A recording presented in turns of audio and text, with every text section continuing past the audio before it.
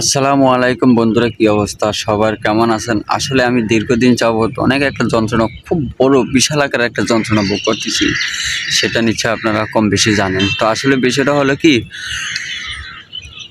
যার সাথে যাকে নিয়ে যাদের জন্য জীবনে এতটা পথ পাড়ি দিলাম বা এতটা বছর কাটিয়ে দিলাম, ঠিক আছে, যাদেরকে একটু সুখে রাখার জন্য, যাদেরকে ভালো রাখার জন্য, তো নসিবটাই আমার খারাপ যে তারা আমার ভালোটা চায়নি।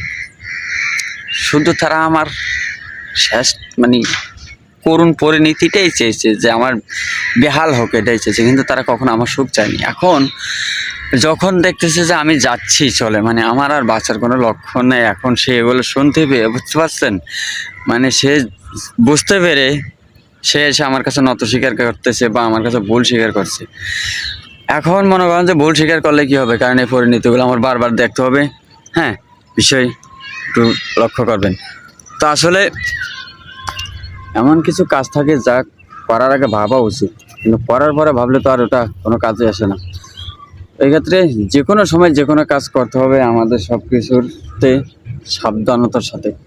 যদি নিজের ভিতরে সাবধানতা না থাকে, তাহলে ওখানে আর কিছু করার মতো পরবর্তীতে আর কিছু থাকে না, ঠিক আছে। তো ওই ক্ষেত্রে মনে করেন যে এখন আমি যে যন্ত্রণাটা ভোগ করতেছি, বিশেষ কর্মে কিনা জানি না, আমি না পারছি কাঁদতে, না পারছি সহ্য করতে, না পারছি মরতে, মাঝখানে দাঁড়িয়ে আছি। এখন আমার যে শেষ পরিণতিটা কি হবে, এটা যে আমাকে পৃথিবীতে পাঠিয়েছেন একান্ত সে বলতে পারেন।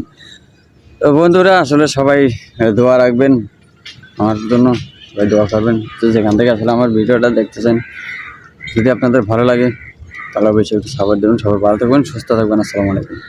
হ্যালো বন্ধুরা, বের হয়েছিলাম কাজে, গিয়েছিলাম কাজে, কিন্তু মানসিক চিন্তাগুলো আমাকে খুঁটে খুঁটে খুঁটে খুঁটে খাচ্ছে, কুড়ে করে খাচ্ছে, যেগুলো এখন আর সহ্য করতে না পেরে অবশেষে চলে আসলাম এই যে বিলের মাঝখানে, একটু শারীরিক মানসিক শান্তিটা ভোগ করার জন্য। আসলে কোথাও যে কোনো ধরনের কোনো শান্তি পাচ্ছি না, বিশ্বাস করবেন কিনা জানি না। এতটা কষ্টের পাহাড় আমি আমার এই দুঃখ আমার বুকের মধ্যে চাপা রেখেছি, কিন্তু কি করব আমি, কি সে বুঝাবো মনটাকে, কেমনে যে সান্ত্বনা দেবো, এই জিনিসটাই বুঝতেছি না। আমার অনেক বন্ধু বান্ধব আছেন, তারা আমাকে প্রতিনিয়ত আমার দিক খেয়াল রাখেন বা আমাকে বিভিন্ন প্রকারে বোঝাবার চেষ্টা করেন, কিন্তু আমার একটা শুধু ওই ভাবনাগুলি মাথার মধ্যে খুঁটে খুঁটে খাচ্ছে, ঠিক আছে। আমি কিছুতেই বুঝতে পারতেছি না কি যে পরিণতিটা হবে আমার, আমি এটাই বুঝতেছি না। আসলে আমি অনেক ধরনের চিন্তা ভাবনা করি। আমার মা আছেন, আমার ছোট ভাই আছেন, আমার দুটো সন্তান আছেন, কিন্তু আমার মাথাটাই কাজ করে না যে আমি কি করব।